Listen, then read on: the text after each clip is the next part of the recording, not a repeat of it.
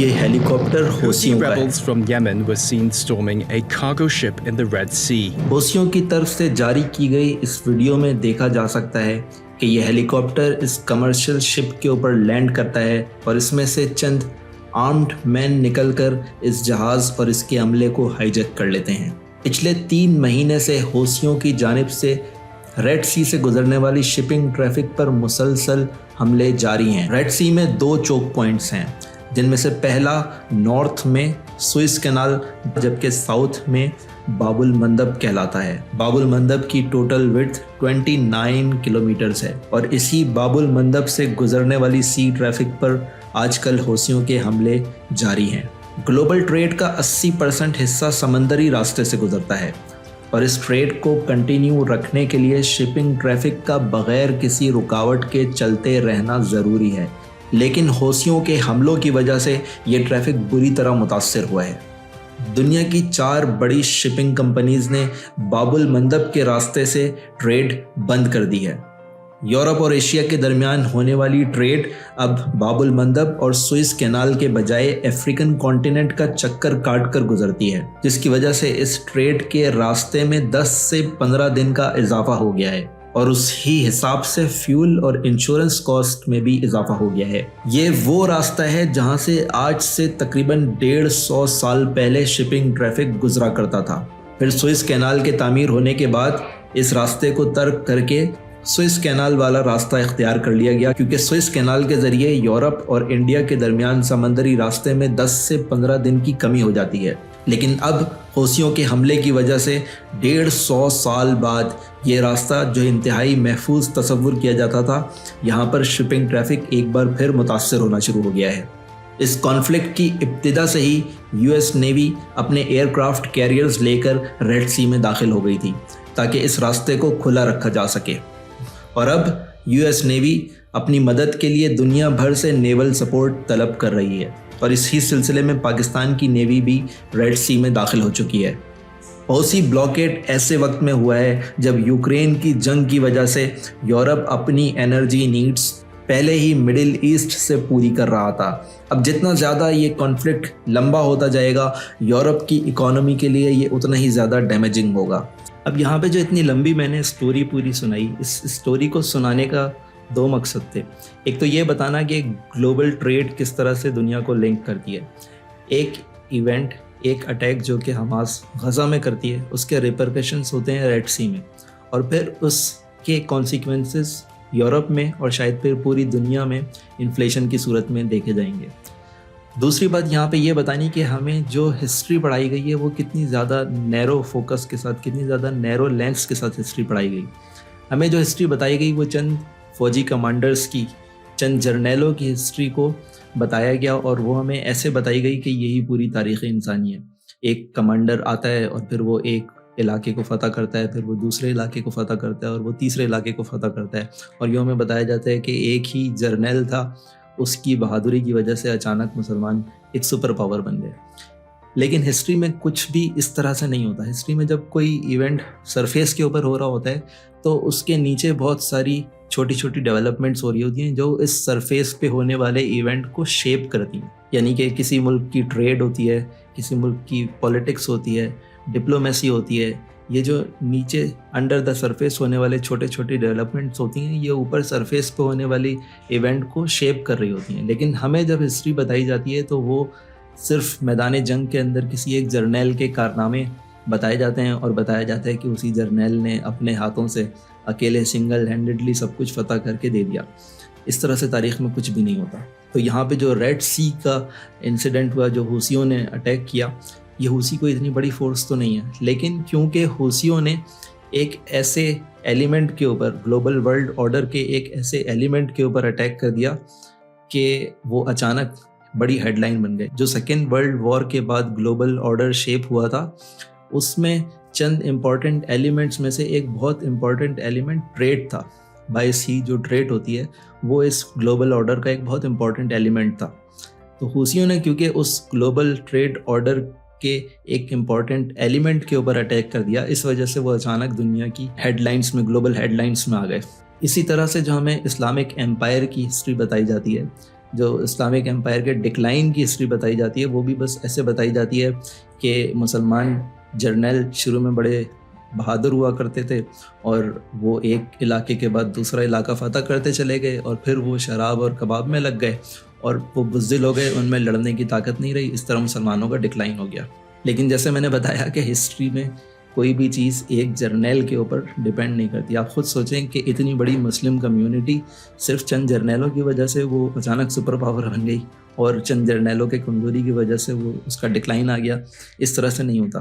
کسی بھی بڑی پاور کی ڈومینیشن کے پیچھے اس کے جرنیلوں کا ہاتھ نہیں ہوتا, بلکہ اس کے پیچھے اس پاور کی اکانومی ہوتی ہے, اس کی ڈپلومیسی ہوتی ہے, اس کی پولیٹکس کی اسٹیبلٹی ہوتی ہے, اس کے تھنکرز ہوتے ہیں, اس کے انٹلیکچوئلز ہوتے ہیں جو کہ آئیڈیاز کی بیٹل لڑتے ہیں. کوئی بھی ورلڈ پاور اپنی اکانومی سے, اپنی ٹیکنالوجی سے, سائنس میں اپنی برتری سے ایک ورلڈ پاور بنتی ہے, ایک عظیم پاور بنتی ہے. اور یہ جو دونوں اسلامک امپائر کی بڑی پاورز تھیں, چاہے وہ خلافت عباسیہ ہو, چاہے وہ آٹومن امپائر ہو, دونوں اپنے وقت کی بڑی اکنامک اور ٹیکنالوجیکل پاور تھیں.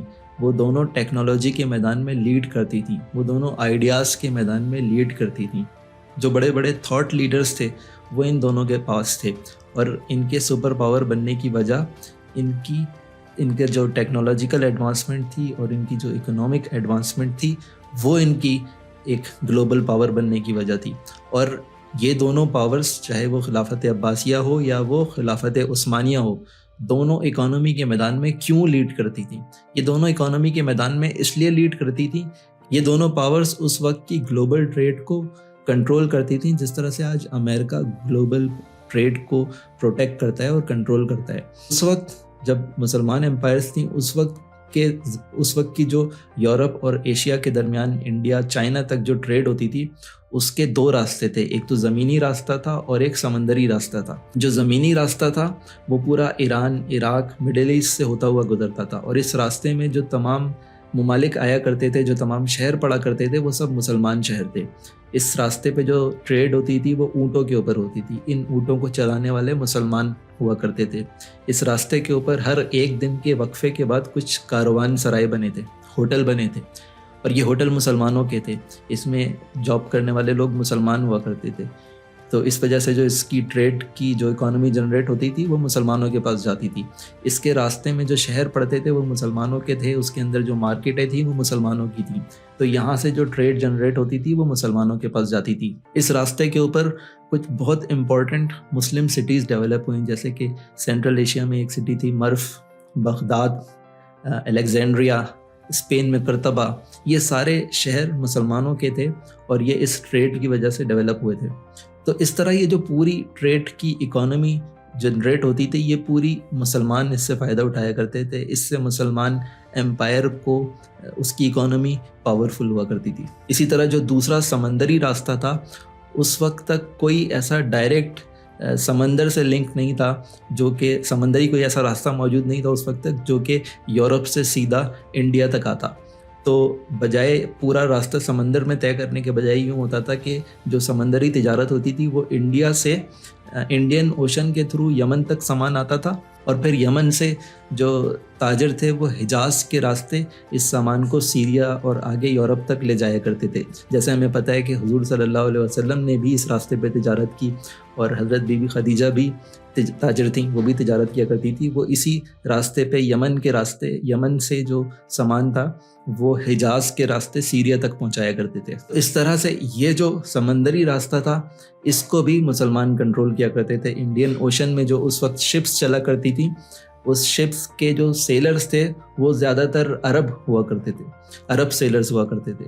تو دونوں چاہے وہ زمینی راستہ ہو چاہے وہ سمندری راستہ ہو, خلافت عثمانیہ کے زمانے میں بھی اور خلافت عباسیہ کے زمانے میں بھی, دونوں زمانوں میں اس پورے راستے پہ کوئی ٹریڈ مسلمانوں کی مرضی کے بغیر نہیں گزر سکتی تھی. اور جو بھی ٹریڈ گزرتی تھی اس کا جو اکنامک بینیفٹ ہوتا تھا وہ مسلمانوں کو حاصل ہوتا تھا. اور پھر یہ صرف اکانومی کی بات نہیں ہے, یہ جو ٹریڈنگ لنک تھا یہ مسلمانوں میں ٹیکنالوجیکل اور آئیڈیاز کی ڈیولپمنٹ کے لیے اس نے بہت امپورٹنٹ رول پلے کیا. مسلمانوں کا اسی ٹریڈنگ لنک کی وجہ سے چائنا سے لنک ہوا, اور پھر اس ٹریڈنگ لنک سے مسلمانوں نے چائنا سے کاغذ بنانے کا فن سیکھا, اور پھر جب مسلمانوں نے کاغذ بنانا سیکھا تو اس کی وجہ سے مسلمانوں میں نالج ٹرانسفر بہت ایزی ہو گیا. مسلمان دنیا میں نالج ٹرانسفر کا ایک ریولیوشن آ گیا. پھر اسی ٹریڈنگ لنک سے مسلمانوں نے انڈیا سے 0 کا ڈیجٹ لیا, اور جب مسلمانوں نے انڈیا سے 0 کا ڈیجٹ لیا تو انہوں نے میتھمیٹکس کو ریولیوشنائز کر دیا. تو اس طرح سے یہ جو ٹریڈنگ لنک تھا یہ ٹیکنالوجی کی, سائنس کی ڈیولپمنٹ کا سبب بنا. اور پھر مسلمانوں میں اس دنیا کے جو اس وقت کی دنیا کے بڑے بڑے تھاٹ لیڈرز تھے, گلوبل تھنکرز تھے, الفارابی, ابن رشد, ابن سینا, یہ ایسے تھاٹ لیڈرز تھے جو کہ صرف اس زمانے میں نہیں بلکہ اگلی کئی صدیوں تک ان کا بنایا ہوا علم, ان کا بتایا ہوا علم یورپ تک میں کئی صدیوں تک پڑھایا جاتا رہا. تو یہ اس اکانومی کی, اس انٹلیکچوئل تھنکرز کی برکت تھی جس کی وجہ سے مسلمان ایک گلوبل پاور بنے, نہ کہ چند جرنیلوں کی وجہ سے اچانک مسلمان کے سپر پاور بن گئے. لیکن پھر 1498 میں ایک ایسا واقعہ ہوتا ہے جو مسلمانوں کی اس اکنامک لیڈرشپ کو چیلنج کرتا ہے. 1498 میں ویسکو ڈے گاما پہلی بار سمندری راستہ دریافت کرتا ہے, ایسا سمندری راستہ جو براہ راست یورپ سے کشتی کے ذریعے, سمندر کے ذریعے یورپ سے انڈیا تک آتا تھا. یہ وہ راستہ تھا جس کو آج حوثیوں کے ریڈ سی کو بند کرنے کے بعد جو راستہ استعمال ہو رہا ہے, یعنی وہ راستہ جو کہ افریقن کانٹیننٹ سے پورا گول چکر کاٹ کے سمندر کے ذریعے انڈیا تک جا رہا ہے, یہ وہ راستہ تھا جو کہ 1498 میں پہلی بار ویسکو ڈی گاما نے اس کو دریافت کیا تھا. اس سے پہلے سمندر سے براہ راست یورپ اور انڈیا کا کوئی لنک نہیں تھا. اور پھر جب ویسکو ڈی گاما نے اس راستے کو ڈسکور کر لیا, اس کے بعد یورپینس نے مسلمانوں کے جو زمینی تجارتی راستہ تھا اس کو بائی پاس کر کے براہ راست سمندر کے ذریعے انڈیا اور یورپ کے درمیان ٹریڈ شروع کر دی. اور ویسکو ڈی گاما کیونکہ ایک پرتگیز تھا تو پھر پہلی بار پرتگیز ہی وہ لوگ تھے جو کہ انڈیا تک اور پھر فار ایسٹ تک آئے, اور پھر انہوں نے پہلے یہاں پہ ٹریڈنگ شروع کی, اور اس ٹریڈنگ کے بعد انہوں نے اپنی کالونیز بنائی, اور ان کے بعد اسپینش آئے, اور ان کے بعد برٹش بھی اسی سمندری راستے کے ذریعے انڈیا تک پہنچے, اور انہوں نے انڈیا کو اپنی کالونی بنایا. کیونکہ اس ٹریڈ کی وجہ سے ان کو وہ جو اکنامک بینیفٹ مسلمانوں کو حاصل تھا وہ مسلمانوں کے ڈس ایڈوانٹیج میں تبدیل ہو گیا, کیونکہ اب ٹریڈ ویسٹ کے ہاتھ میں آ گئی. اور جب انہوں نے اس ٹریڈ کو کنٹرول کرنا شروع کیا تو ان کو جو اکنامک بینیفٹس حاصل ہوئے اس کے ذریعے, اور اس کے بعد یورپ کے رائز کا وقت شروع ہوتا ہے. تو اس پوری ہسٹری کو, جو اس ریئل ہسٹری کو جب ہم دیکھتے ہیں تو ہمیں پتہ چلتا ہے کہ مسلمانوں کے رائز کا ریئل سبب کوئی چند جرنیل نہیں تھے. تو اسی طرح صرف مسلمان نہیں, کسی بھی قوم کی عظمت کا سبب کوئی جرنیل کبھی نہیں ہوتے. کسی قوم کی عظمت کا سبب اس کے سائنسدان ہوتے ہیں, اس کے تھنکرز ہوتے ہیں, اس کے دکان والے ہوتے ہیں, اس کے تاجر ہوتے ہیں, اور پھر ان کی جو ڈیولپمنٹ ہوتی ہے, ان کے جو آئیڈیاز ہوتے ہیں, ان سے جو کچھ ڈیولپ ہوتا ہے اس ڈیولپمنٹ کو لے کر چند علاقے آخر میں جا کے ایک جرنیل فتح کر لیتا ہے. لیکن ہماری کیونکہ پوری ہسٹری ہمیں الٹی بتائی گئی, ہمیں صرف سپرفیشل سی جو سرفیس کے اوپر موجود ہسٹری تھی وہ بتائی گئی, اس لیے ہمارا تمام فوکس صرف میدان جنگ کے اوپر تھا. اور یہی وجہ ہے کہ ہم ایک ایٹم بم بنا کر سمجھتے تھے کہ ہم دنیا کی سپر پاور بن گئے, اور آج اس سپر پاور کا کیا حال ہو رہا ہے وہ پوری دنیا دیکھ رہی ہے.